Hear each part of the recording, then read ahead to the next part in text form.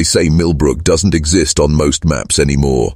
Ask a local and you'll get the same reaction, a quiet look, followed by silence.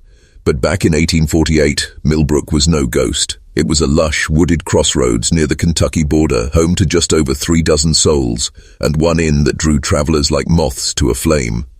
The Millbrook Inn wasn't grand. It wasn't advertised in newspapers or found on trade routes. Yet somehow, it was always full. Run by two women known only as the Sisters Cunningham, it stood nestled on a hilltop, an inviting two-story manor with wraparound porches, thick drapes, and a constant fragrance of rosewater and wood smoke. It appeared peaceful, safe, warm, but the moment you crossed that threshold, something unseen watched you, and you knew it. The sisters were beautiful, some said too beautiful, tall, ageless, with pale skin and dark hair that shimmered in lamplight. They welcomed every guest like a beloved relative, drawing baths, serving mulled cider, tending to the weary with lullabies and lace-trimmed bedsheets. Most travelers left the next morning refreshed. Most. But others didn't. You see, in the damp woods behind the inn lies a forgotten cemetery, a mass grave, unmarked, overgrown, and hidden from the road by hedgerows so thick they choke the wind. It holds exactly 43 bodies, all men, each found months or years after they were last seen, their bones arranged with care, no signs of struggle, just drained, pale, and always smiling. At first, folks blamed bandits, or fever, or the wild, but none of that explained why some of the richest, healthiest travelers vanished only after staying at the Millbrook Inn, or why their horses were always found tethered to the porch, or why the sisters never seemed to age. And so the story begins, not with a scream, but a whispered invitation, because once there was a man named Elijah Brandt, a government surveyor with no time for superstition, no love for ghost stories. He was hired to map the Appalachian Corridor, a task that brought him through Millbrook and into the arms of the Sisters Cunningham. What Elijah found that night, what he wrote in his torn and blood-stained field journal, was so disturbing it was sealed away in a Capitol archive until 1972. And tonight, we're going to read every page. Elijah Brandt arrived at the Millbrook Inn on a Thursday evening, October 19, 1848. He'd been riding for days through rain and mud, his boots soaked, his maps curling at the edges. He wasn't looking for luxury, just dry clothes, a warm meal, and a bed without fleas. But what he found felt more like a trap disguised as kindness. The inn rose through the dusk like a painting, lanterns in each window casting long shadows on the porch. A smell of cedar, honey, and something faintly metallic floated on the breeze. The moment he stepped through the threshold, he felt it, the pull, not a draft or a chill, but something deep, like a string tied to the center of his chest had been yanked. Then, they appeared. The elder of the two sisters introduced herself as Miss Lydia Cunningham, regal, soft-spoken, with a voice like honey poured over velvet. Her sister, Miss Clara, was younger by looks only, her gaze sharper, more curious, like a cat watching a bird's last heartbeat. They didn't ask for coin. "You look weary," Clara had said, taking his coat, "and we never charge those who wander in from the cold." That night, Elijah dined on lamb stew, freshly baked bread, and wine that tasted older than the inn itself. Every time he glanced at Lydia, she was already watching him. Every time he tried to sleep, he heard whispers behind the walls, not words, breathing, sighs, a chorus of invisible mouths exhaling his name. He wrote in his journal, "This place is too perfect, the kind of perfect that begs you to relax so it can bury its teeth in your back." But the true horror didn't begin until he opened the guest book. Elijah noticed something strange. The handwriting from each page looked identical. Over 50 names, spanning more than a decade, all different men, all written by the same hand, neat, flowing, feminine. He flipped to the last page. The ink was still drying. Elijah R. Brandt, October 19th, 1848. He hadn't signed it. The pen had been in his bag. The date hadn't yet passed. And as his hand trembled, the candle beside the book flickered, not from wind, but from breath. There was someone else in the room. They came in pairs mostly. Drifters, war veterans, tired salesmen, men running from something or towards something worse. Always men. The Millbrook Inn had a way of calling to them like a song only the broken could hear, but the strangest thing wasn't how they arrived, it was how they signed in. The guest book. It rested on a small oak stand by the front desk, inkpot always full, quill always ready, and yet no one, not a single soul, could remember seeing anyone write in it. One traveller, a train inspector named Harris from Lexington, recounted this with trembling lips. He said he walked in during a thunderstorm in May 1852. No bell rang, no footsteps met him. But when he turned toward the counter, there it was. His name, written perfectly, neat, cursive script, the time, the date, even his place of origin. He hadn't touched the pen. Harris slept in room 3. He left before dawn. 3 weeks later, a constable found his luggage in the attic, his shoes on the windowsill. No sign of Harris. But his name stayed, etched in the book. Page after page, name after name, written in the same hand. Identical loops, consistent slant. Whether they were teachers or blacksmiths, freedmen or fugitives, each name glided into that book as if by ghostly dictate. The townsfolk began to whisper, "That book writes what the sisters already know." Some swore it was a ledger, others a spell. But Sheriff Benjamin Locke, he called it a death list wearing lace gloves. And yet, no law could be enforced, no charges filed. The Cunningham sisters were always courteous, always warm. When questioned, they'd laugh lightly and offer tea. No one ever refused. It was honey sweet and thick, and hours after sipping, the questions never seemed so urgent. In 1853, a minister from Paducah came to stay, Reverend Corley. He brought with him a Bible, a pistol, and suspicion. He was determined to expose the wick, Edness. He vanished after 2 nights. His Bible was found on the inn's front steps, open to Revelation 20:12. And the dead were judged out of those things which were written in the books. The guest book never left the stand, and the names kept appearing. There was a reason room 7 sat farthest from the stairs, a reason its windows were always latched shut, even in the summer heat when the rest of Millbrook boiled in humidity thick as syrup. It wasn't the mold, it wasn't the rot, it was the sound. Every month or so a guest was placed in room 7, always a man who asked too many questions, always someone who dared to speak of the graves out back or the rumours about the sisters Cunningham. They would insist on a short stay, a single night, maybe 2, but the sisters would smile and say, "Room 7 has just become available," and that's when the screaming began. People in adjacent rooms, those who survived, said the screams started around 2:17 a.m. sharp. Not the kind of screams one hears in a nightmare or a drunken brawl. No, these were strangled, gurgling howls, full of fear so deep it clawed its way into the walls. Witnesses claimed it wasn't just one voice. Sometimes it was 2, sometimes dozens. But the most terrifying account came from Elijah Kemp, a gravedigger from Harrodsburg. He stayed in room 6 in 1856. A thin wall separated him from room 7. Elijah woke to the sound of someone pounding on that wall, shrieking for help. A man's voice, raw and wet, like something had torn open in the throat. Then came the silence. Curious and half-drunk, Elijah stepped into the hallway, just in time to see the door of room 7 creak open. What he saw inside stole every drop of blood from his face. A man, mouth gaping, sat upright on the edge of the bed. His eyes were wide, his nails bloodied from clawing at his own cheeks, and in the flicker of lightning that lit the room, Elijah saw the truth. The man had no tongue, just a ragged stump, twitching in a pool of blood. No one knew his name, no one had seen him enter, but the guest book held his mark, a perfect signature. Jonas L. Braddock, physician, Charleston. Except there were no trains from Charleston that week, and the real Dr. Jonas Braddock had died in a sanatorium 2 years earlier. That was the last time room 7 was used.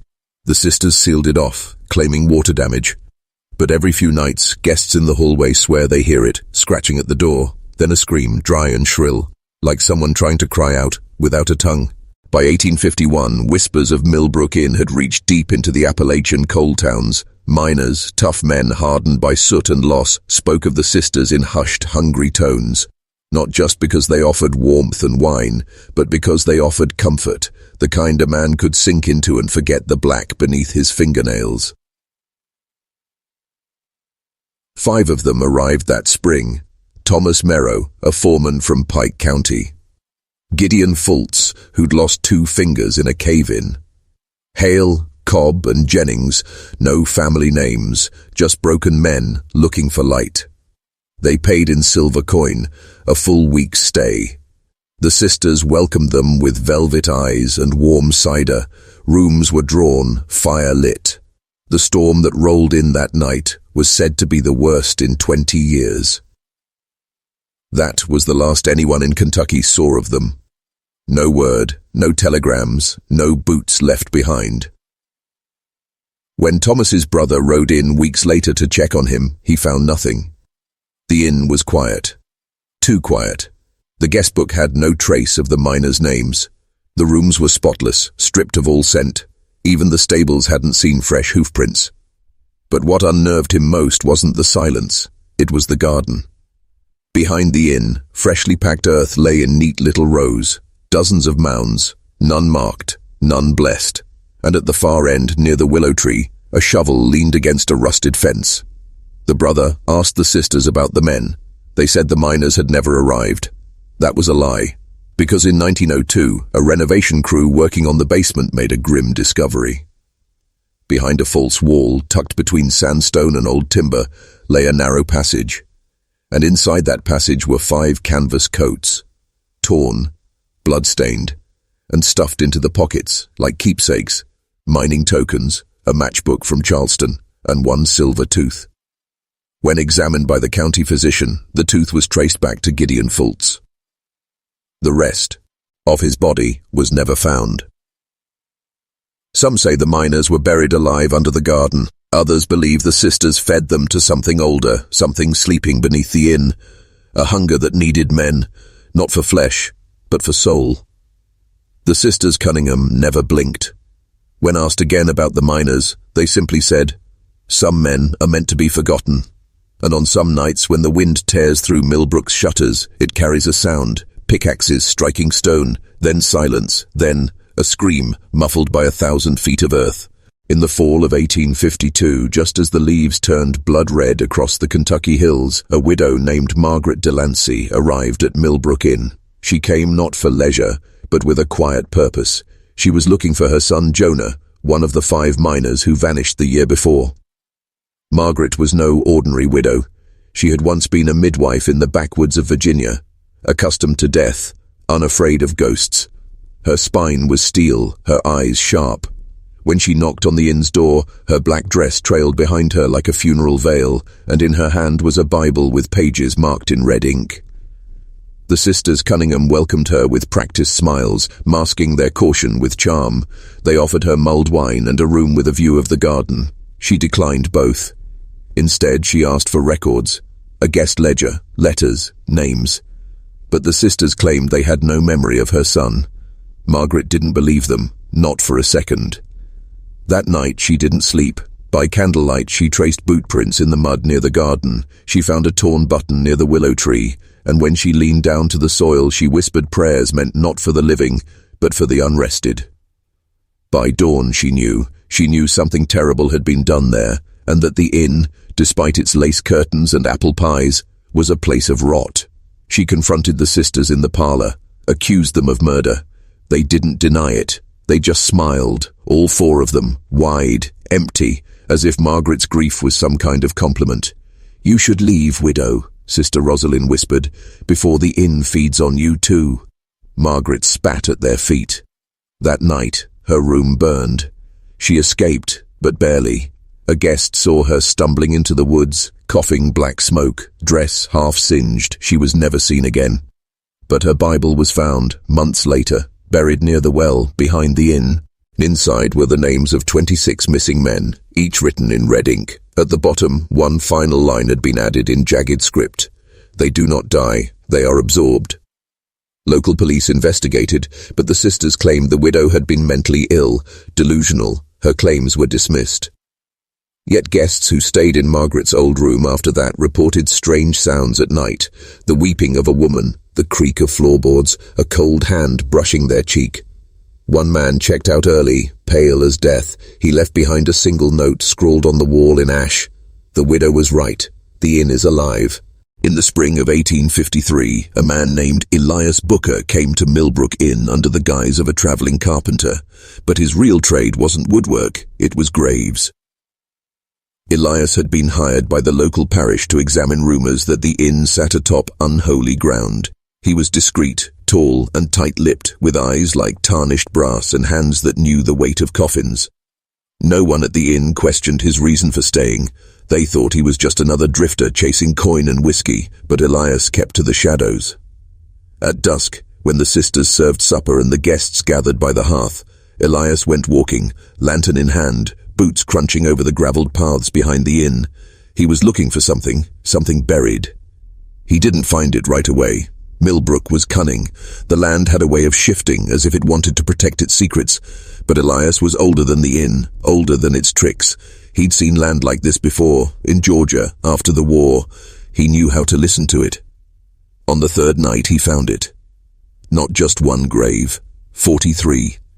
Each marked by a stone too smooth to be natural, and soil packed too tightly for time to explain. But these weren't ordinary burials.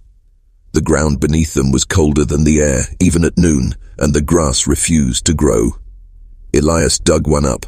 He never said which one. All we know is what he told the priest afterward, that it was not a human corpse.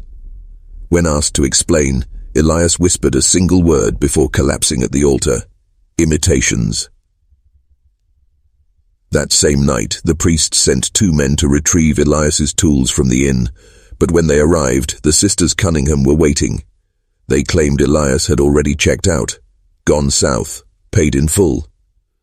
His lantern was found smashed behind the stables, his journal burned, pages charred beyond recognition, except for one line etched deep into the L. Either cover, they are not women, they are roots that walk. The church dismissed it, filed the report under delirium, but the priest who first heard Elias's confession left the cloth weeks later.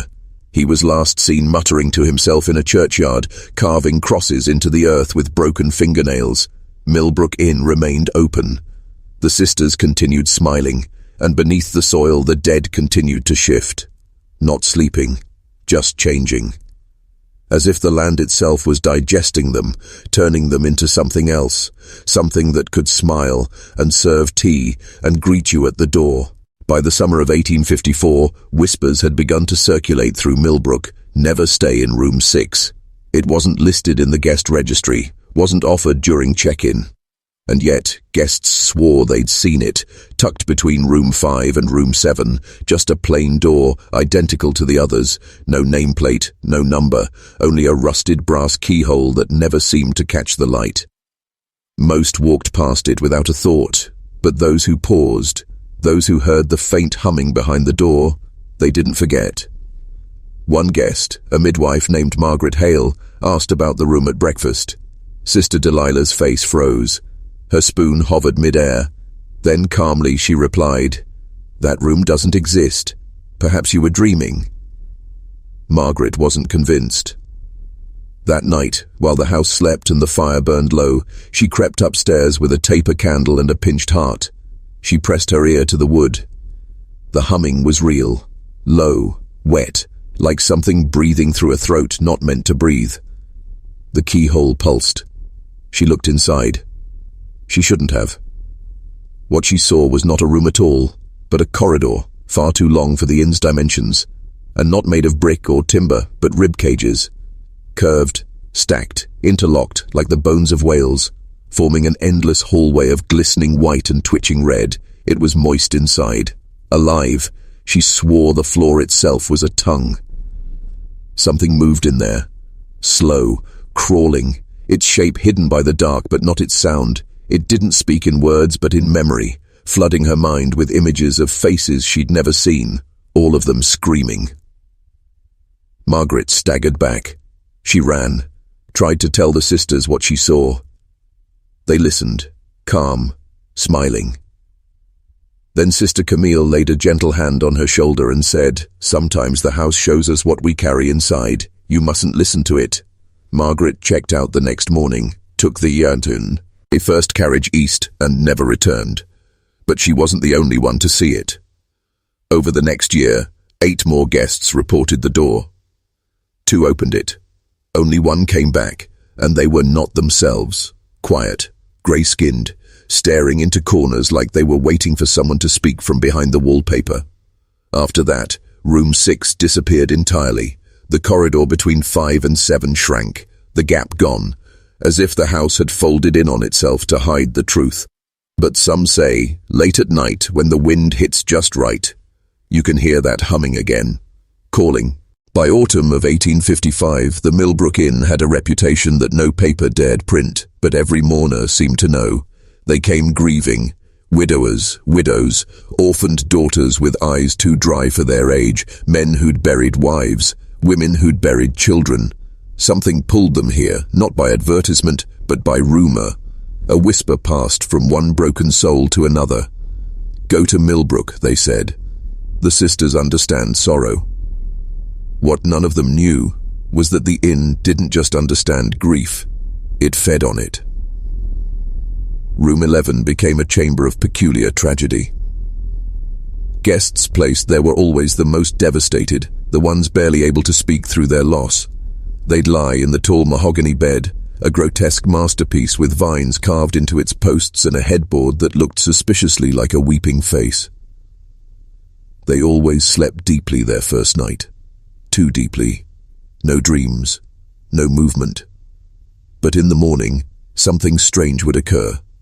They felt lighter, not better, just hollow, like the sharpest edges of grief had been scraped out of them. At first, this seemed like a blessing.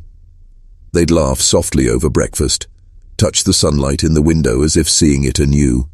Some even wept, relieved to be free of the unbearable pain. But the relief never lasted. 3 days later they'd collapse into despair once more, but now, not over the original loss. They began mourning things that had never happened. A man who had lost his wife now sobbed for a son he never had. A woman wept for a sister she never knew. One girl, barely 20, tried to claw through the floorboards, crying, "Let me back, I want to remember." It was the bed. It devoured specific grief and replaced it with a manufactured void, one just as dark, but unfamiliar. And because it wasn't real, there was no closure, no healing, just perpetual ache. Sister Abigail kept detailed notes. She called her emotive reallocation. She believed the bed was sentient. She observed that it pulsed faintly at night, that the carved vines were growing, reaching slowly across the frame. Once she placed a mourning dove inside the sheets. It died by morning, hollowed out, not eaten, not wounded, just emptied. The sisters stopped using room 11, but the bed remains, covered now by a white sheet, tied at the corners with red twine, as if binding a corpse. No one speaks of it, but every so often a new sister hears soft crying from within, the sound of everyone it has ever touched, all weeping at once, and it's getting louder. By winter of 1856, the inn had begun to collapse under the weight of its own silence. Fewer guests arrived. Those who did were drawn by something far more insidious than curiosity, a hunger, a spiritual inertia, a compulsion that made no logical sense. They arrived sleep-deprived, hollow-eyed, and often alone. And then came her. No one knew her name. No one recorded the date. The sisters referred to her only as the final guest. She was in her mid-30s, slim, wore a widow's shawl, despite no evidence she'd lost a husband. Her hands trembled when she handed over a single coin, far more than the room's worth. She asked for room 11. They told her it was closed. She smiled and whispered, "It called me." That night, she was placed in room 7 instead. But in the morning, the bed in room 11 was unmade. Sister Honora, who checked the doors each night, confirmed it had been sealed, twine intact, sheet untouched.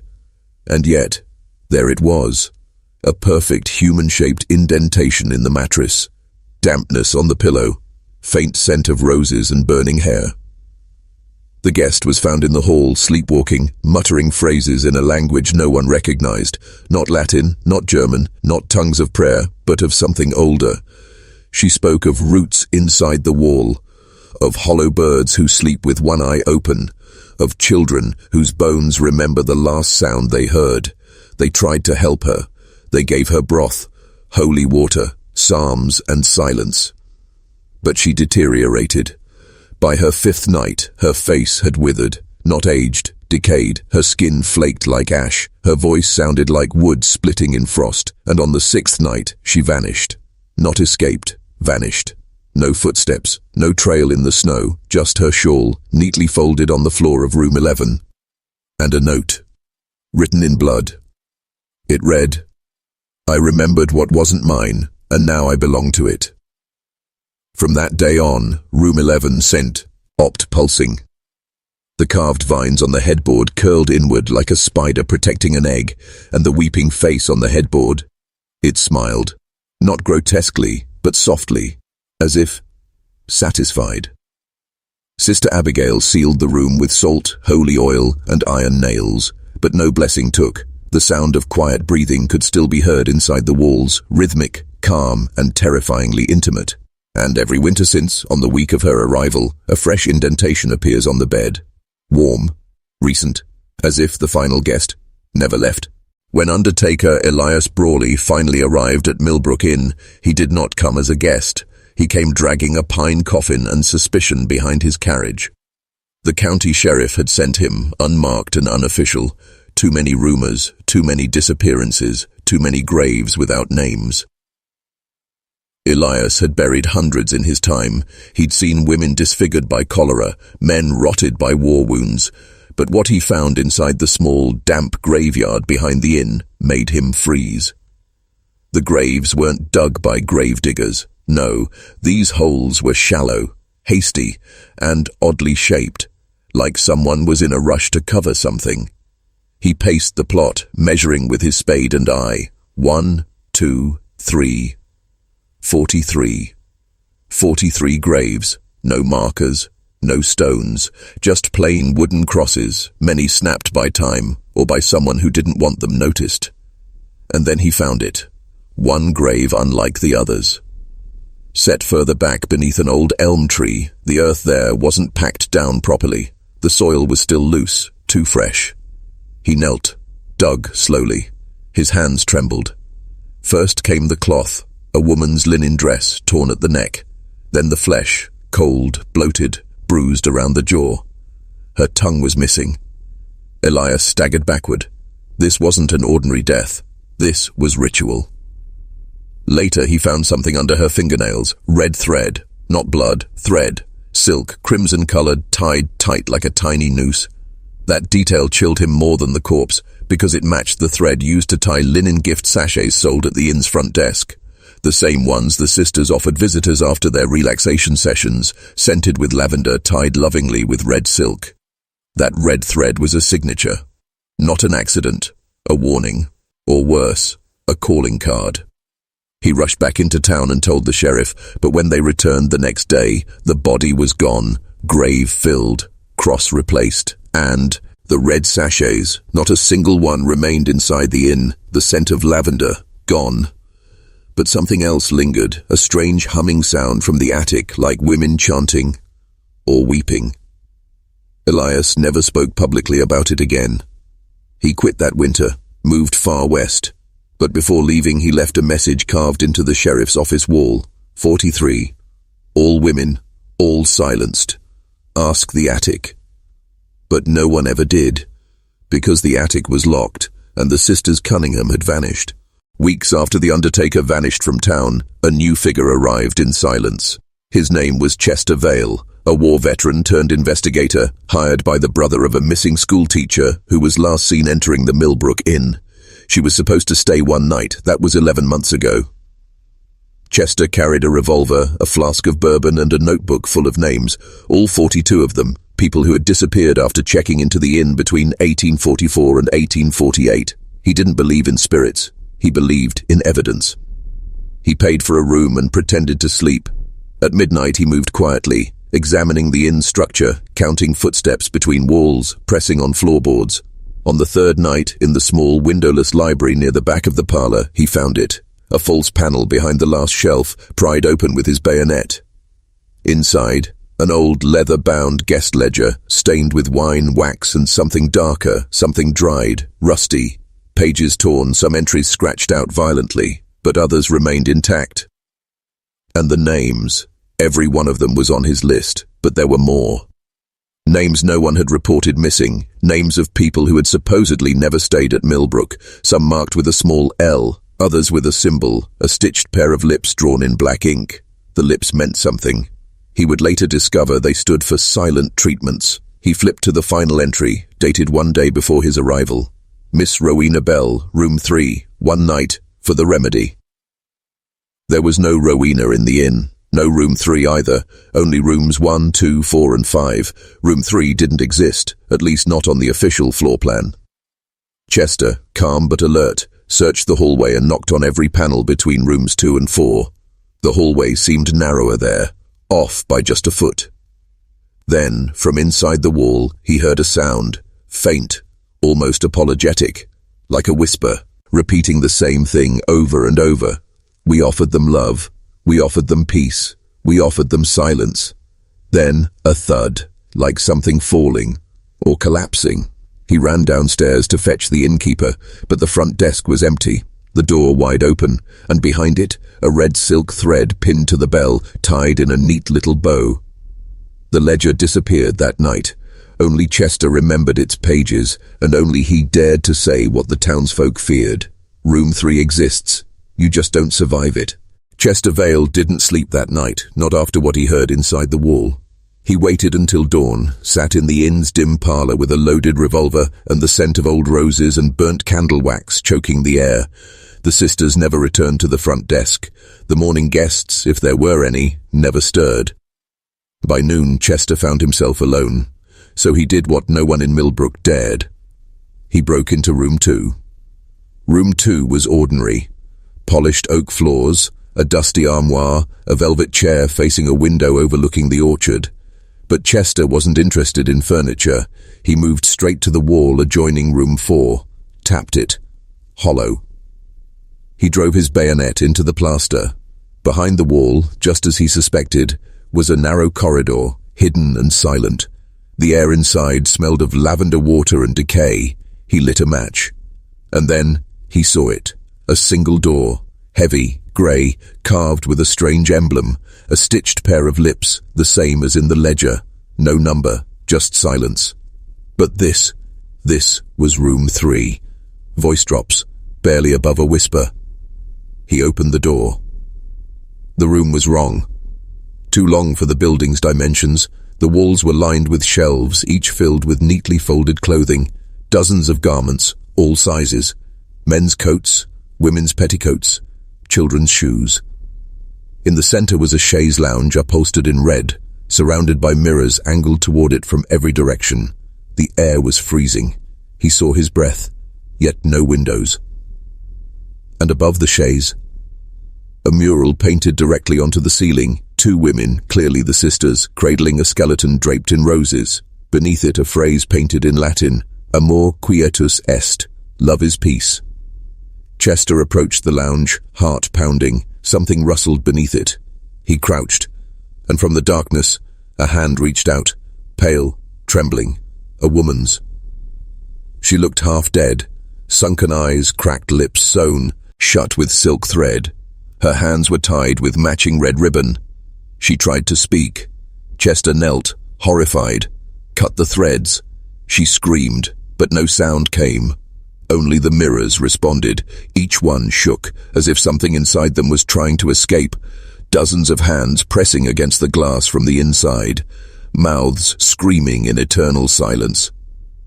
He grabbed the woman and ran. Down the hidden hall, through the broken wall, out of room 2. When he looked back, the door to room 3 had vanished. Just smooth wall. The sisters were waiting downstairs, smiling, holding scissors. Chester didn't fire. He couldn't. The girl in his arms was barely breathing, and the sisters, draped in their mourning black dresses, stood at the bottom of the staircase as though they'd been waiting all night. Their hands were calm. Their scissors gleamed, not with blood, but with polish and ritual. They didn't chase him. They didn't shout. Instead, Sister Miriam tilted her head and said with a soft smile, "Leave her. You can go. But if you take what belongs to the house takes something from you." He backed away, trembling, the woman's breath hot and shallow on his neck. "I'm not leaving her here," he muttered. Sister Eliza stepped forward, tapping her scissors gently against the wall. "Then you'll have to find the exit you earned." And with that, the inn changed. The stairwell behind Chester was no longer there, just a long hallway lined with doors that hadn't existed a moment ago, some labeled with numbers, others with names. He had entered the library of the forgotten. Every door led to a memory, but not his. He opened the first, a child's room, filled with toys, a rocking horse, and a journal lying open. The name on the spine? Henry Gables, died 1843. Next door, a dressing room full of perfume bottles and a mirror fogged with blood. Lydia Carter, died 1839. The woman in his arms stirred, moaning now in pain. She whispered, "Room 7. Chester moved. Room 7 was different. An enormous study, shelves from floor to ceiling, but no books, only diaries. Hundreds of them, all bound in stitched leather, each with a name pressed in gold leaf. He scanned quickly. Names he recognized from the town graveyard, names of drifters, names of men who'd gone missing for decades, all tied to the Millbrook Inn. And on the librarian's desk, a fresh diary, still being written. The pen moved on its own, dragging black ink across the page. It read, "Chester, Avail, Room 3, Witness, escaped with subject number 41, outcome pending." He slammed the book shut. Behind him, the woman he carried had gone limp, but her eyes were open, staring directly at the ceiling, where a message had appeared, scrawled in chalk, "Only those who forget survive." Suddenly Chester felt it, the slow erasure of his own memories, names, places, even his own face beginning to blur in his mind. He grabbed the diary, tore a page, wrote his name over and over. Chester Vale, Room 3, Witness, not forgotten.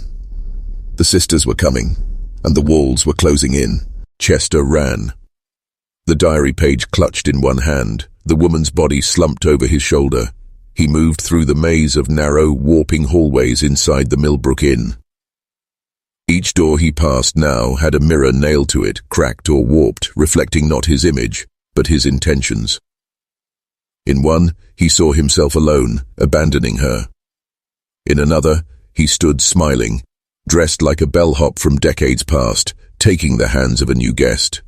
And in the third, he was dead, mouth stitched shut, eyes black with ink. The mirrors whispered as he passed, "You belong here now. Forget her. Make room. Room 44 is ready."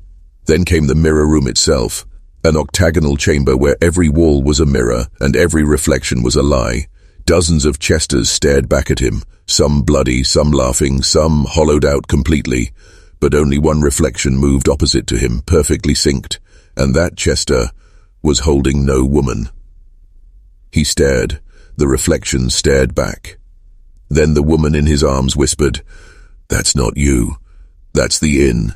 He stepped back, turning in circles. The lights overhead began to flicker. One by one, the mirrors began to crack, webbing like spider glass. Then they shattered, each one revealing a passage behind it, each one leading into deeper, darker corridors.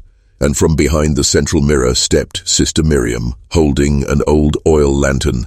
Her voice was calm, patient. "You've come farther than the others." Chester raised the pistol, but Miriam didn't flinch. "You can't shoot what's already dead, dear. We died long before the inn did." She stepped aside, gesturing to the final hallway. "This way leads out," she said, "but only if you leave the girl behind. She's bound. She chose to stay once. She doesn't remember it, but we do." The woman stirred again. "Don't leave me." Chester looked down. Her dress had changed. No longer the dusty nightgown. Now it was the same as the sisters. Her wrist bore the brand, Room 41. Miriam whispered, "She was one of us. She offered love. She gave comfort. And then she chose to forget. We honored her with sleep. You disturbed that sleep."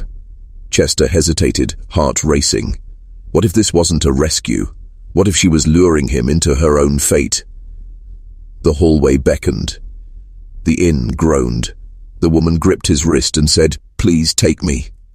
Behind him the doors were closing. Ahead the truth waited. But truth was never free at Millbrook Inn, and someone always had to pay. Chester chose her. Not logic, not survival, not even faith, just a pulse. Hers, faint beneath his fingers, and a promise he didn't remember making. He stepped into the hallway Miriam had revealed, and the inn reacted. The lanterns flared, floorboards shifted, and distant doors began to slam one by one. Boom, boom, boom. Behind them, Sister Miriam didn't follow, but her voice did. "You think love is rescue," she said, "but here, love is the trap." The hallway narrowed as they moved forward. The walls pulsed as if the inn had veins. At every corner, carvings had replaced the old floral wallpaper, images of women lying beside dying soldiers, of comfort given before breath left bodies, and always the same eyes watching. The sisters. They had been healers, yes, but more than that, they had been chosen.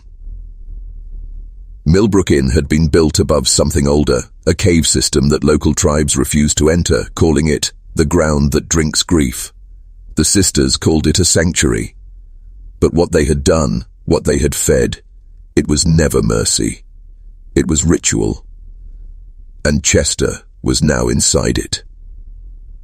He reached a stairwell spiraling downward, deeper than any building of its size should allow.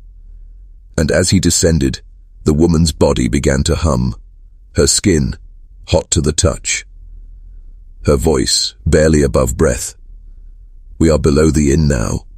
This is where we remember." He stepped into a circular chamber, walls lined with jars, preserved hearts. 42 of them, each labelled Room 1 through Room 42.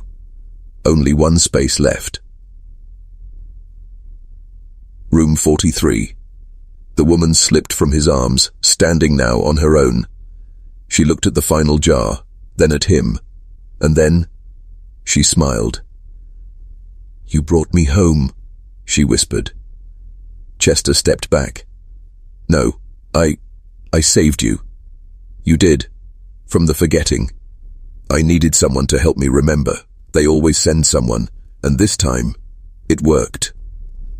From the shadows behind her, Stir, Abigail and Sister Miriam appeared, holding the final jar. She took it gently and placed it against her chest. A sound like roots twisting into flesh echoed. She gasped once, and then stood taller, straighter, complete. She was no longer the broken girl he had found in Room 41. She was now the final sister. Room 43. Miriam nodded. "It is done." Chester turned to flee, but the stairwell was gone. Stone sealed behind him. Only the sisters remained, and him. "One must stay," Abigail said. "Always one must stay," Miriam repeated. He backed toward the far wall, hands trembling. The jars whispered. His heart began to slow. His name would be remembered, but only as the one who stayed. Chester's back hit the cold stone wall. He reached for a weapon that wasn't there, for a door that didn't exist, for hope that had long since abandoned this place. Before him stood the three sisters, Abigail, Miriam, and now the one from Room 43. Their white gowns had changed. Now deep crimson streaked the fabric like veins, like dried blood. And then, Abigail spoke. "The inn feeds on stories, but the sisters feed on decisions." Miriam stepped forward, holding the old book of names, its leather soaked and ink faded by time. Chester's name had been added, but beside it, no end date. "You can leave," said Miriam softly, "but only if another takes your place." Behind the sisters, a stone basin rose from the floor. Within it, a mirror, but it didn't reflect the chamber. It reflected his childhood home, his sister playing by the fireplace, his mother hanging laundry, a world he thought had been lost to time. "You can go back," the room 43 woman whispered. "We can return you to that moment, before the war, before the death, before your guilt turned to gravel in your soul." Chester's eyes filled. What must I do?" Abigail lifted a small silver needle. "Blood, from the heart, and a name. Speak the name of the one who shall stay in your place. Someone forgotten, unloved, a stranger, a soul easy to erase." Chester stared into the basin. His mind raced. A beggar he'd ignored, a rival soldier, a man who once betrayed him. Faces came and went like fog. Then he saw her. Marie. The girl he'd abandoned years ago, before enlistment, before regret. She'd begged him not to go, and he had left. Would that be enough? Would the sisters accept her? The mirror shifted, showing her now, a quiet life in a small town, aged but alone. He opened his mouth, and then closed it. He turned back to the sisters. "No, I won't." The room 43. Sister smiled. "Then you've made your choice." He nodded. "I stay." For a moment, silence. Then the mirror shattered. The needle vanished. And Miriam closed the book. "Then let the binding begin," she said. From the walls the jars began to glow. 42 voices sang in unison, a hymn not heard by the living. Chester felt it. The air turned thick. His heartbeat slowed. Abigail placed her hand on his chest. "Brave," she whispered, "but no less bound." His body arched. His voice rose in a scream. And then, stillness. The chamber faded. The sisters vanished. And Millbrook Inn had a new name etched into its walls, room 44. The townspeople never spoke of Millbrook Inn, not out loud. But those who lived near its iron-wrought gates knew something had changed. One morning, an old maid named Hester passed by and swore she saw a window that wasn't there the day before. A fourth window on the top floor. 4 windows, 44 rooms, and yet the registry never listed more than 43. Not officially. But the travellers knew, especially those with guilt trailing behind them like a shadow at noon. They came through whispers, travellers, broken men, grieving mothers, and soldiers whose souls hadn't returned from war. Each would approach the front desk. Each would find the same. No clerk, no keys, just a candle burning beside a bell that never made a sound. The brave ones ventured up. Room 1 to room 43. Doors locked. Dusty, untouched. But around the final corner at the end of the hall, room 44. The door was wrong. It looked hand-carved, too new for the inn's 18th century frame, yet ancient in energy. And on its brass plate, no number, no inscription, just a deep groove where something had been scratched away. Only the chosen could open it. But if it opened, the air turned wrong. Cold didn't describe it. Time seemed to halt.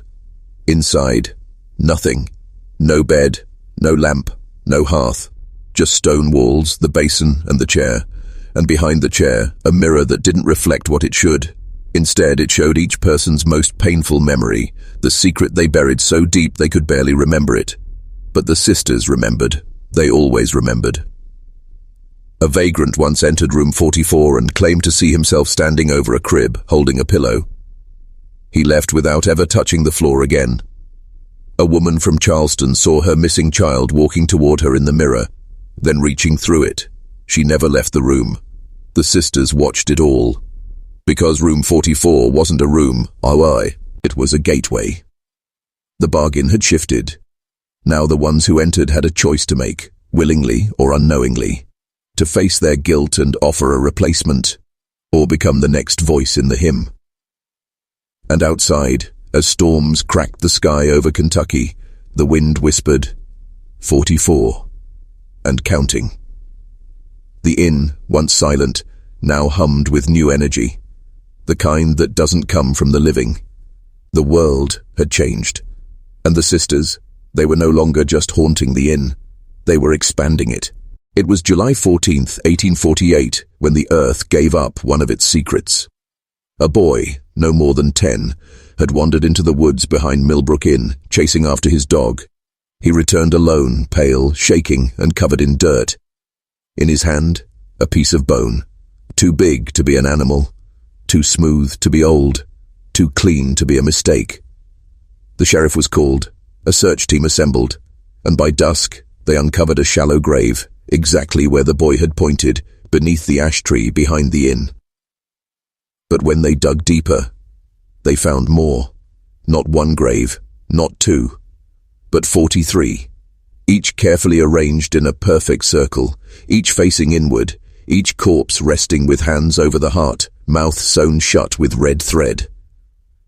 The news rattled Millbrook like a bullet through glass. These weren't travelers who'd died in their sleep. These were sacrifices. Every grave contained a single belonging, keepsakes like wedding rings, rosaries, a locket, a coin. But one grave stood out. The center grave. There was no body, just a note, written in crimson.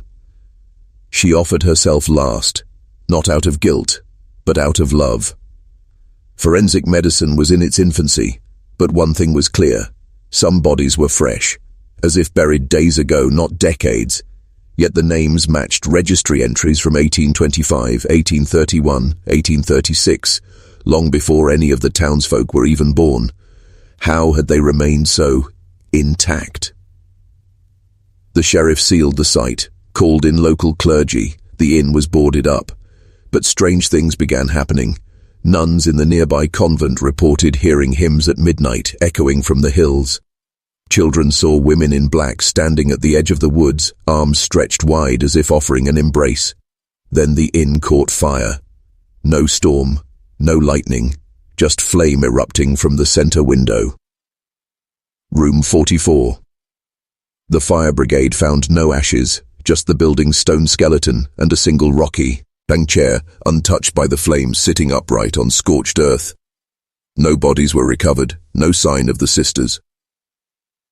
But the 43 graves, still there, still fresh. And the boy, the one who found the bone, he vanished that night.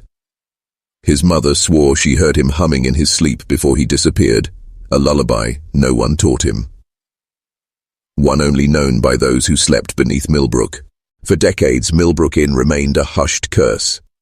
Locals avoided the ruins, children were warned never to stray near the woods, and travelers, they didn't ask questions, they simply drove past without slowing.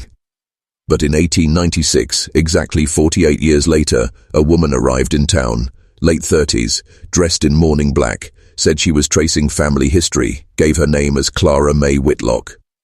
No one recognized her, but when she spoke, her voice felt familiar. She asked about the sisters, about the graves, about room 44. When told the place had burned down, she simply smiled. "The stone remembers what the flame forgets," she whispered. The sheriff, new blood, no relation to the original, offered to escort her to the site. As they walked among the headstones, she hummed, the same lullaby the boy once sang. When they reached the center grave, she stopped, knelt, pressed her forehead to the soil, and said, "I kept my promise, Mother." The sheriff asked her what she meant, but Clara just looked at him, eyes dark as pitch, and said, "You bury what you cannot understand, but the ground doesn't forget." That night, the sheriff didn't sleep, nor did anyone else in town, because by morning, 43 headstones had been replaced, same earth, same circle, but the names, different. They now belonged to people still alive. Every name matched a resident of Millbrook, the baker, the school teacher, even the sheriff. And where Clara had knelt, there was a fresh mound of earth and a new headstone.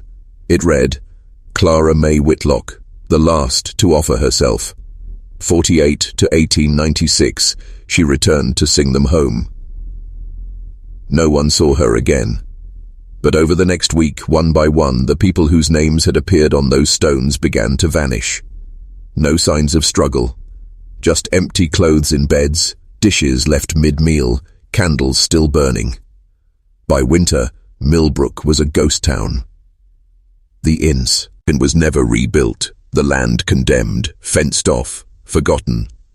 But those who study local folklore, those who chase whispers in the dark, say if you stand among the trees on a moonless night and listen closely, you'll hear it. A lullaby, sung in harmony, by 43 women, welcoming you, inviting you. And if you hum back, the earth beneath your feet might warm, soil might soften, and the sisters Cunningham, they'll make room for one more.